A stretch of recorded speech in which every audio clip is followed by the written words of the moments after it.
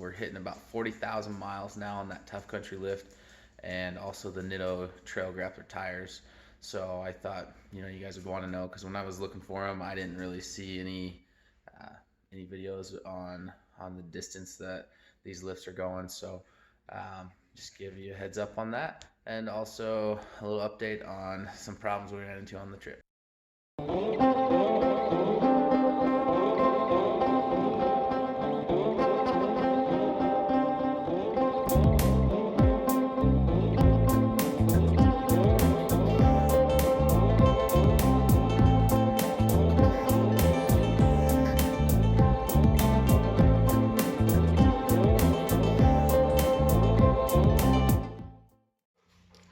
Alright, so before I get going into all the other projects I gotta do today on this thing, I want to talk a little bit about the Nitto Trail Grapplers, because I know a lot of people like those tires. You see a lot of Jeeps running them, a lot of diesel trucks running them.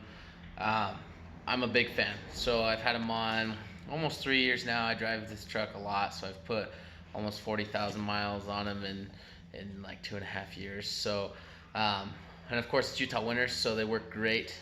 They're mud tires. Everyone says they're not supposed to work in the snow, but they worked awesome. I had to go through tons of snow because I also work up at the ski resort teaching ski school, and so I never had an issue that way. Never spun out. And then of course in the mud they work awesome. Gravel, they're good, and even though they're a mud train, they have the big bulky shots through here. They're not a bad hum on the highway. Just a very minimal hum if you switch from like an all-terrain or a street tire to these guys. So so 40,000, I've been really religious about doing the rotation on them.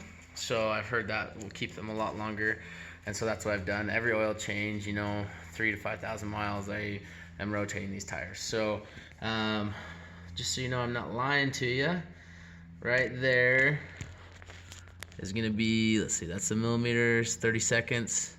So I got about between 7 and 8, 30 seconds. So that's not bad. And then the fronts. All right, so the fronts, and you can hear my dogs fighting in the back there. The fronts are gonna be, I don't know if you can see that very well. Those are going to be at 6:30 seconds. So again, not too bad.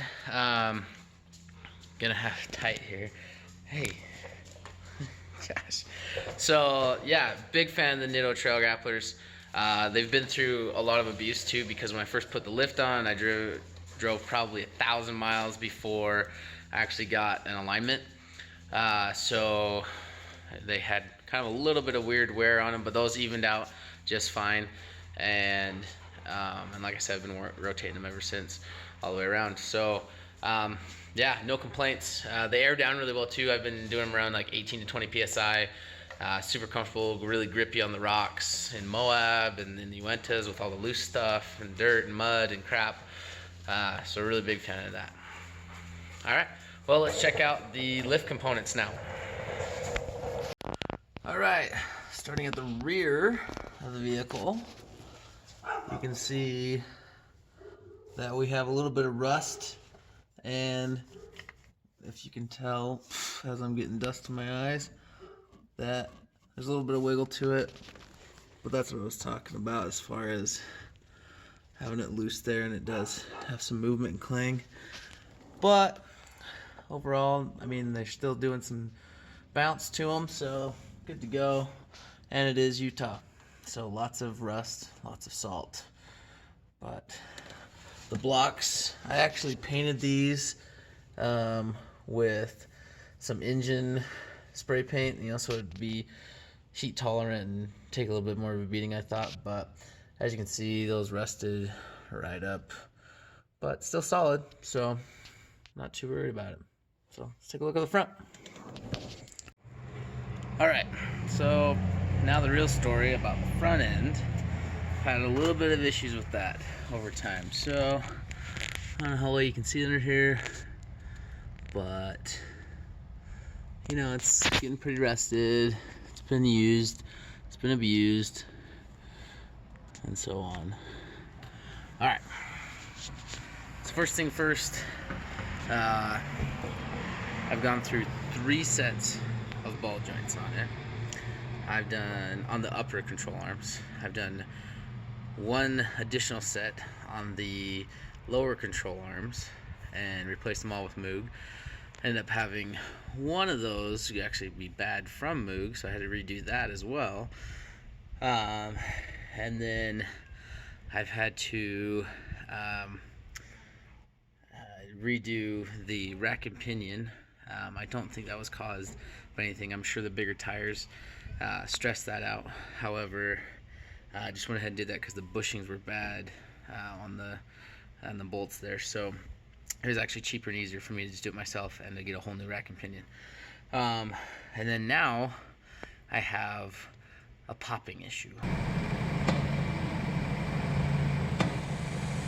from my driver's side upper control arm, and my mechanic and I both think that it has something to do with the upper ball joint again, but not necessarily being bad, but actually rotating within the upper control arm itself, because it's been pressed out 3 or 4 different times now, so I can only imagine. But as far as actual wear and tear, bouncing around, doing it, it's been doing okay, but I'm not happy with those upper control arms at all, especially the ball joints being so flimsy as they have been. But it is a budget kit, it is a cheap kit. I think it was like $500 for all the parts, so you get what you pay for, I guess, and shouldn't have expected really much more from that. It's more for show, probably not as much for go, especially using the stock coilovers, you know, that are up in here with just the spacer on there. So yeah, whatever you feel like you want to spend money on and what you're going for. If you're going for more looks, or if you're going to do some more off-roading like I've been doing, then I might spend a little bit more money. I guarantee you, if I keep this truck, I'm going to be doing a replacement on those upper control arms, and probably going to use that as an excuse to do some suspension upgrades as well with some different coilovers and stuff. So stay tuned for that, and there'll be more videos coming soon, so like and subscribe and check out what I got coming. All right.